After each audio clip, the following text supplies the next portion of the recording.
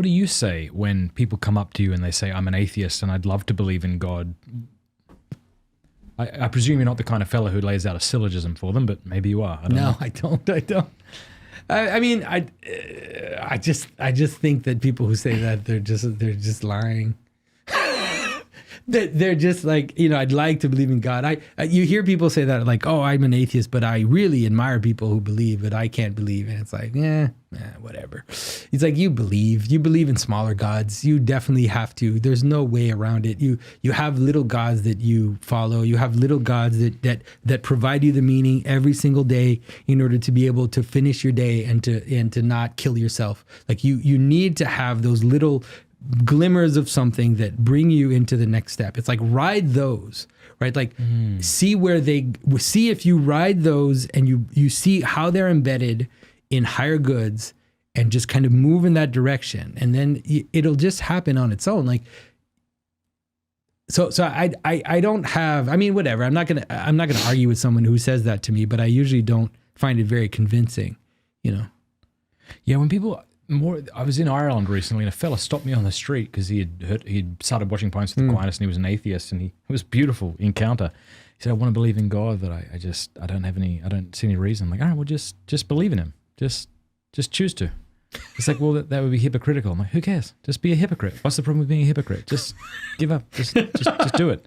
Yeah, and like unless you've got good reasons to think that what Christians mean by God isn't real, and you want to believe in Him, just go ahead. Well, one of the things you can do, I think, if you don't believe in God, is to pray. Yeah. I know that sounds weird, but it's like... Pascal said that. Yeah, okay. Yeah, that after his wager, he's like, well, what if I can't believe? He's like, do what Christians do. Like, take holy water. Like, go to Mass. Pray. Say your prayers. I love that. Yeah. Well, I mean, because it's not something that happens just in your mind, too. It's not something that you're like, I'm just going to wait until, like, all of a sudden I believe keep in God God up on the chalkboard until... Yeah. That's the other thing that's bizarre. I mean, like when you and I were kids, I mean, you lived in a bigger city than I did. I lived in a small country town, but what a simple life it was to grow up in a small country town. And unless you were reading books by the great atheists and Christians, you're just encountering like the Baptist pastor, the Catholic priest, the town atheist. And like, that's who you're deciding, between. But now there's always someone who could argue you under the table. Yeah, like unless you are one of these really brilliant folks. I mean, there's always someone out there who could destroy you. Or if not destroy you, at least appear that they do, or get you to a point where you don't know what to say anymore. Yeah. So you can't wait until you can respond to all objections before you believe something, because then you'd never believe something. Yeah. You'd never give your life over something. But this is the way, like, this is actually how I see faith. I see faith as the assurance of the things invisible, and you can understand it in terms of God, but you could also understand it in terms of every purpose that you have in life is invisible. Like every purpose that you have cannot be defended from the phenomena. It's like, and that invisible. What does that mean? Defended from the phenomena. So here's a purpose. I love my wife and I want to love her radically until she dies or until I do. There's a purpose. Yeah. I can't find that anywhere. No, it's not. How can I say this? Like, you can never have enough proof of that love, or the love that person has for you, or whatever. Yeah. Like, it's not there. It's because you have to kind of trust in the purpose and move the world towards the purpose. Because especially like the idea that you say, I want to love my wife as much as possible until the day that I die. And I would ask you, like, do you love your wife enough now? You would say, no. Yeah. So it's like, oh, so you see something that is beyond what is now. I see a deficiency. And you want to move into that. Yes. And so it's not there. It's not there. Right. But that's true of every purpose. Yeah. Every single purpose you have. When you start moving towards it, it's not there. Because that's why it's a purpose. Because you have to change the world into that purpose. And so everything you do is based on faith in that sense. Because there's an invisible thing drawing your action towards it.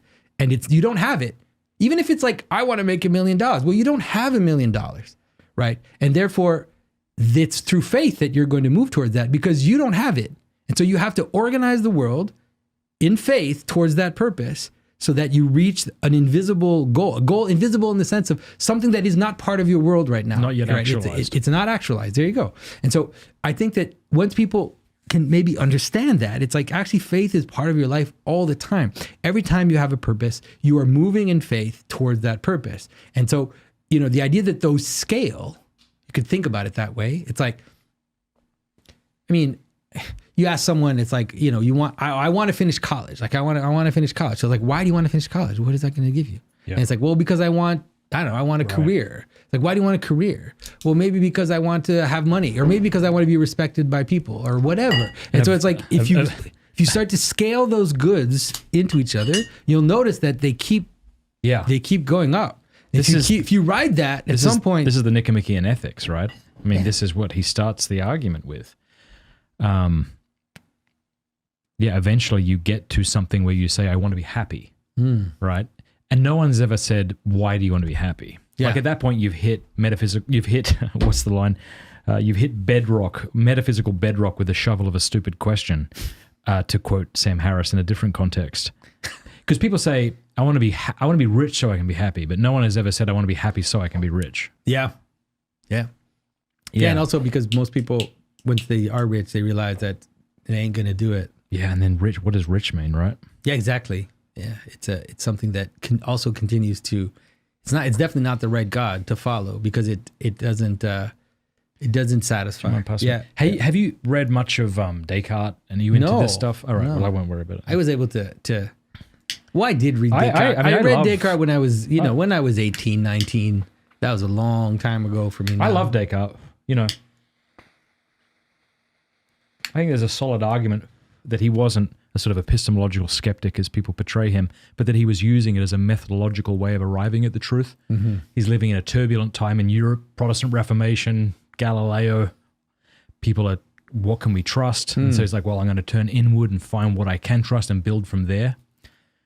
And I like to think of it as a sort of ladder that he's trying to escape Plato's cave, but the whole edifice collapses.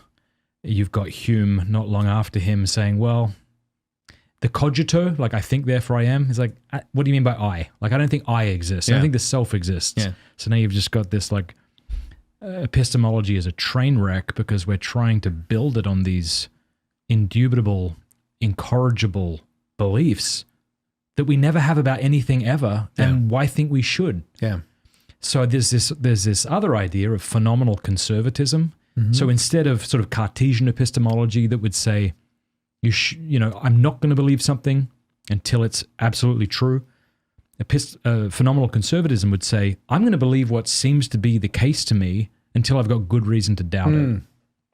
In taking that approach, because you do that all the time. That's how we live. That's how you walk on the road. But I think that you don't ask yourself like, is this road going to crumble? Yeah. If I walk on it, all of our beliefs. Yeah. Everything about you. Every time you move, everything. Like, you do. is my, like if you pressed me on how I know my wife's not a Russian spy, eventually, like very quickly, I wouldn't have much to say.